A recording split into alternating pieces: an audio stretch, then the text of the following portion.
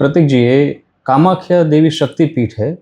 तंत्र मार्ग में उसका काफ़ी महत्व हम सुनते हैं।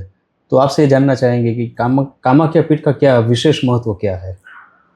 कामाख्या बेसिकली आज सोशल मीडिया में जो ये ट्रेंड हुआ उसके बाद कामाख्या के बारे में लोगों ने जानना और वहाँ पे जाना शुरू किया। बेसिकली 52 जो शक्तिपीठ है, जो हम पता है कि भगवान शिव जो थे वो सती को लेके जा रहे थे और उसके अंग जो है, ठीक है, वो विलाप में थे और भगवान विष्णु ने सुदर्शन चक्र से उनके अंग जो है उनका विभाजन किया, क्योंकि वो शिव को विलाप में देख नहीं पा रहे थे। क्यों नहीं देख पा रहे थे? क्योंकि अगर शिव भी विलाप करने लगे तो सृष्टि कैसे चलेगी। तो एक तरह से ऐसा माना जाता है, शास्त्र में तो अलग अलग कथाएं हैं, लेकिन ऐसा माना जाता है कि शिव का यह मोह भंग करने के लिए उन्होंने सती के शरीर के 52 टुकड़े किए। अब ये 52 टुकड़े जहाँ पे अलग अलग जगह पे पड़े सती के अंग के, उनमें से योनि जहाँ पे गिरी वो कामाख्या पीठ है। शाक्त परंपरा में योनि जो है उसको पवित्र माना जाता है, ठीक है, क्योंकि वो क्रिएशन बताती है, वो जन्म बताती है। जैसे एक स्त्री की योनि से संतान प्राप्ति होती है, इसी तरह से कामाख्या जो है उसको ब्रह्मांडीय योनि का नाम दिया गया है। It is called a universal vagina. तो अगर आपको अपने जीवन में किसी भी साधना की फलश्रुति करनी है, अगर आपको कोई भी साधना फलीभूत करनी है, कम समय में आपको अगर वो साधना अच्छे से परिपूर्ण करनी है, तो ये ऊर्जा का क्षेत्र ऐसा है जो आपको, जैसे मैंने पहले भी कहा कि कुछ कुछ जगहों पे सिद्धों की आत्मा भी सूक्ष्म रूप में आपको मदद करती है। तो ये कामाख्या पीठ का ये महत्व है। ये कामरूप कामाख्या के नाम से तब इसको जाना गया जब कामदेव ने कामबाण चढ़ाया, और वो कामबाण चलाया तब भगवान शिव जो थे वो बाण उन तक पहुंचे उसके पहले ही उन्होंने तीसरा नेत्र खोल के कामदेव को भस्म कर दिया। और फिर रति ने विलाप किया कि हम तो सृष्टि के कल्याण के लिए आपको जगाना चाहते थे। सती आपके लिए साधना में बैठे हैं इतने सालों से, और आप साधना में लीन थे, आप अपनी मस्ती में थे। अगर आप उजागर नहीं होते, आप जागृति में नहीं आते अपनी समाधि से, तो ये सृष्टि का क्रम नहीं चलता। तो इसमें हमारा क्या दोष है? तब भगवान शिव ने करुणावश कामदेव को फिर से पुनर्जीवित तो किया, लेकिन कामदेव ने अपना वो जो रूप था, अपना जो वो लस्टर था, वो खो दिया। अब कामदेव के लिए तो उनका रूप ही उनका सर्वस्व है। तो उन्होंने भगवान शिव को कहा कि आपने मुझे जिंदा तो कर दिया, जीवित तो कर दिया, लेकिन मैं जिंदा होते हुए भी मैं मृत हूं, क्योंकि मेरा रूप चला गया। मैं अब वो नहीं हूं, मेरी जो आकर्षण शक्ति है वो चली गई। तब भगवान शिव ने कहा कि आकर्षणी शक्ति देने का कार्य केवल और केवल भगवती कर सकती है। तुम अमुक अमुक देश में जाओ, नीलांचल पर्वत पे, और वहां पे जाके साधना करो, देवी ही तुम्हें वो रूप वापस दे सकती है। तो कामदेव ने जहाँ पे बैठ के वो साधना की और उन्हें अपना गया हुआ रूप वापस मिला, वो जगह आज कामाख्या कामरूप के नाम से जानी जाती है।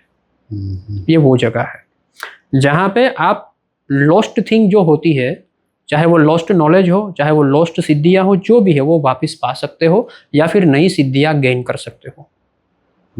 ये ऊर्जा का एपिसेंटर है। बिल्कुल जी। और कामाख्या के साथ जुड़ा हुआ है एक महोत्सव, अंबुबाची महोत्सव, तो इसका क्या विशेष महत्व है? बेसिकली ऐसा माना जाता है, और ये है भी माना जाता है, मतलब ये सत्य ही है कि अभी ये जून महीने में ही शायद 22 जून के ऑनवर्ड्स जो है वो वहाँ पे अंबुबाची महोत्सव होगा, और इस बार माना जाता है कि लाखों की तादाद में लोग वहाँ पे जाएंगे, ये सोशल मीडिया के चलते। तो अंबुबाची महोत्सव में जो गर्भगृह है, वहाँ पे अंदर कोई देवी की मूर्ति नहीं है, वहाँ पे योनि की पीठ है, देवी की योनि है, ठीक है। तो अंबुबाची महोत्सव में 3 दिन तक वो योनि पीठ के ऊपर सफेद वस्त्र डाला जाता है और उसको ढक दिया जाता है, और 3 दिन तक वहाँ पे जो कपाट है, जो दरवाजे हैं, वो बंद रहते हैं। मंदिर में किसी को भी एक्सेस नहीं है। 3 दिन के बाद जब वो द्वार खुलते हैं तो सफेद वस्त्र जो है वो रक्त वर्ण हो जाता है। देवी उन दिनों में रजस्वला होती है, ठीक है।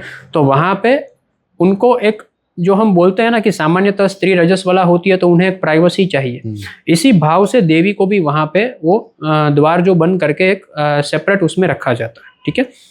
फिर वो वस्त्र जो है उनको छोटे छोटे टुकड़ों में प्रसाद के तौर पे साधकों को दिया जाता है। किसी भी मंत्र को, किसी भी तंत्र को स्पीड में चलाना है इन द सेंस कि उनकी सिद्धि अगर आपको अच्छे तरीके से प्राप्त करनी है, आपको त्वरित सिद्धि करनी है, तो तो उनके लिए वो वस्त्र का उपयोग तंत्र क्रिया में होता है। मारण मोहन उच्चाटन वाली बात में भी उनका उपयोग होता है, लेकिन साधक को चाहिए कि अगर आपके पास वो वस्त्र है तो उसका सदुपयोग जो है वो आप अपनी साधना के लिए करें। लाखों मंत्रों का पुरुषचरण करने पे जो आपको फल मिलता है या बल मिलता है, वो आपको कुछ हजार मंत्रों के पुरुषचरण में मिल जाता है, ये वस्त्र के चलते। ये उनका है। कामाख्या अगर कोई जाता है तो वो वहां पे खाली लोटा लेके जा सकता है। वो कई बार वहां पे अंदर जो पुजारी है वो उनको जल भर के देते हैं, ठीक है। तो इसको जो है वो वस्त्र जो देते हैं उसको आम्बुवाची वस्त्र कहते हैं।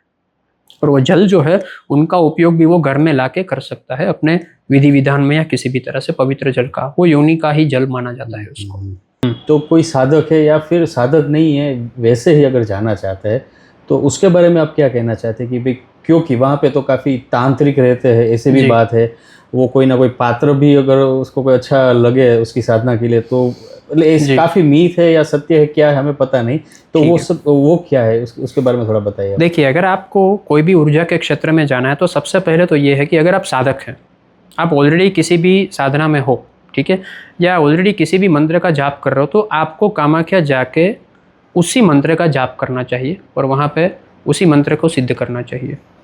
जैसे अगर कोई गायत्री मंत्र में दीक्षित है या चाहे आप हनुमान मंत्र में दीक्षित, क्योंकि वो मूल ऊर्जा है। ऐसा नहीं है कि कामाख्या क्षेत्र में जाके आप केवल कामाख्या का ही करो। The Devi she is the epicentre of the energy. आप चाहे कोई भी मंत्र का जाप वहाँ पे करो, वो वहाँ पे आपको 100 गुना फल देता है, ठीक है। अगर कोई साधक नहीं है और नॉर्मली वहाँ पे जाना चाहता है तो आप सिंपली देवी को श्रृंगार ऑफर कर सकते हो। आप वहाँ पे गर्भगृह में जाके, जैसे कि मैंने कहा कि एक खाली लोटा लेके जाइए, वो आपको आम्बुवाची जल जो है वो आपको भर के देंगे, उसको आप एज ए प्रसादम घर पे ला सकते हो। बाकी वहाँ पे श्रृंगार जो है ऑफर होता है। कामाख्या देवी की पूजा दक्षिणाचार से कम होती है, वामाचार से होती है, यानी कि वहाँ पे बलि का विधान है। वहाँ पे बलि गृह है और दिन में कई सारे बलि विधान जो वहाँ पे होते हैं, ठीक है। लेकिन हर किसी व्यक्ति के लिए बलि विधान जो है वो एडवाइजेबल नहीं है। Only and only if your Guru allows you, या तो आपके दीक्षित गुरु अगर आपको कहते हैं कि पर्टिकुलर केसेस में आपको बलि देना है तो ही आप बलि दो। जरूरी नहीं है कि आप वहाँ पे जाओ तो बलि दे के ही आओ, ठीक है। वामाचार एक पूरा अलग ही विषय है और ये केवल और केवल उन्हीं लोगों के लिए है जिनकी दीक्षा मूलतः वामाचार में हुई है। मैं घर पे दूध और जल से अभिषेक कर रहा हूँ लेकिन मैं वहाँ पे जाके बलि दे के आया, तो ऐसा गुरु के बिना संभव नहीं होगा, ठीक है। आप वहाँ पे जा सकते हो, नॉर्मली अपना जो भी पूजा पाठ या मंत्र जाप है, उनकी चालीसा आती है, उनका स्तोत्र आता है, उनकी नामावली आती है, कवच आता है, दैट यू कैन डू, ठीक है। आप कोई बीज मंत्र का जाप ना करें अगर, तो माँ कामाख्या का कवच कर सकते हो, उनका स्तोत्र पाठ, क्योंकि नामावली एक ऐसी चीज़ है, किसी भी देवता की नामावली आप कर सकते हो। उनके लिए आपको कोई ऐसी प्रॉपर शाक्त दीक्षा की ज़रूरत नहीं होती है। जैसे भगवान गणेश के 108 नाम है, विष्णु सहस्त्र नाम है, ललिता सहस्त्र नाम है, तो इनके लिए ऐसा ज़रूरी नहीं है कि आप दीक्षित हो तो अच्छा है, नहीं हो तो आप ऐसे नाम का जाप वहाँ पे कर सकते हो। कामाख्या पीठ के बारे में आखिरी प्रश्न है जी, कि वो तंत्र का स्थान कहा जाता है और काफ़ी तांत्रिक वहाँ होते हैं जी। तो कुछ लोग वहाँ पे कामाख्या माँ के दर्शन के लिए तो जाते हैं, लेकिन जो वशीकरण उसको किसी पे करवाना है, मारण है, उच्चाटन है, जो तांत्रिक क्रियाएं है वो अपने दुश्मन पे करवानी है, तो उसके लिए भी जाते हैं क्योंकि उसको पता है वहाँ पे ऐसे तांत्रिक मिलते हैं। तो एक ये बात क्या सच है इसके बारे में? ये बात सत्य है और इसको अभिचार प्रयोग कहते हैं। जो आपने कहा ना कि मारण मोहन उच्चाटन, एक्चुअली इसे षटकर्म कहते हैं। षटकर्म यानी कि मारण मोहन उच्चाटन वशीकरण स्तंभन और विद्वेषण, ये 6 प्रकार के कर्म है, ठीक है। तंत्र में षटकर्म का विधान भी भगवान भैरव ने दिया ही है। और षटकर्म का मतलब ये हुआ कि अगर सत्य के राह पे या धर्म के राह पे चलते चलते आपको इनमें से कुछ करना पड़े तो आपको करना है, ना कि किसी को इंडिविजुअल नुकसान पहुंचाने के लिए। ये रूल है, ठीक है। हालांकि लोग करते हैं अपने हिसाब से, वो चलाते हैं तो उनका फल भी उसको मिलता है, भुगतते हैं, ठीक है। तो ये षटकर्म वहाँ पे फलीभूत होता है, करते हैं वहाँ पे, तंत्र भी चलाया जाता है और अघोरी और तांत्रिक लोग जो है वो भी वहाँ पे होते हैं। ऐसे समय पे अगर आप कवच का पाठ करते हो और कवच का पाठ करते हो तो आपको जो है वो आत्मरक्षा मिलती है, आपको शरीर रक्षा मिलती है। क्या नहीं करना चाहिए बिना जान पहचान के किसी भी रैंडम पर्सन जो वहाँ पे बना बनाया तांत्रिक है, क्योंकि आजकल सिद्ध पीठों में ये प्रचलन है कि कोई भी व्यक्ति जो है वो किसी भी, या तो स्त्री होगा तो उनके शरीर को देख के, पुरुष होगा तो उनके पैसों को देख के बुलाएगा, ठीक है, कि आप यहाँ पे आइए, दीक्षा ले लीजिए, हमसे ये सीख लीजिए। तो उस जगह पे आपको थोड़ा अवॉइड करना है। आप वहाँ पे ऊर्जा के दर्शन करने गए हो, आप सिर्फ वहाँ पे जाइए, अपना काम करिए और लौट आइए। यहाँ पे अगर कोई इंटरेक्शन करने की किसी भी व्यक्ति से अननेसेसरी ज़रूरत नहीं है। कई बार ऐसा होता है कि लोग बिना जाने पहचाने वहाँ पे जाते हैं, लोगों से कुछ भी मंत्र लेते हैं, ठीक है, और मंत्र देने वाले को इस व्यक्ति की कोई आध्यात्मिक ऊर्जा की पहचान नहीं है, उनकी शारीरिक क्षमता की पहचान नहीं है, और वहाँ से ऐसे ऊर्जा के क्षेत्र से आके वो बीमार पड़ते हैं यहाँ पे।